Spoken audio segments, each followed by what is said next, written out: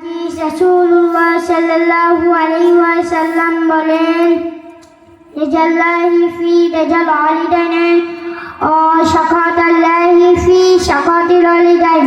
হাদিসের অর্থ, পিতামাতার সন্তুষ্টিতে আল্লাহর সন্তুষ্টি, পিতামাতার অসন্তুষ্টিতে আল্লাহর অসন্তুষ্টি। সহিহুত তারগিব হাদিস নাম্বার 82।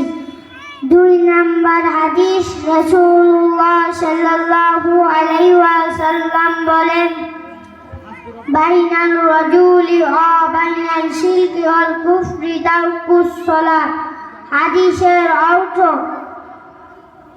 মুমিন এবং কাফের মুশরিকদের মধ্যে পার্থক্য হলো সালাত। মুসলিম হাদিস নাম্বার 82।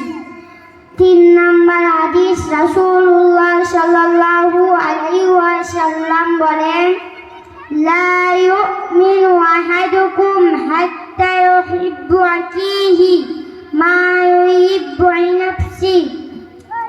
হাদিসের অর্থ, তোমাদের কেউ ততক্ষণ পর্যন্ত পূর্ণ মুমিন হতে পারবে না যতক্ষণ না সে তার ভাইয়ের জন্য তাই পছন্দ করে যা সে নিজের জন্য পছন্দ করে।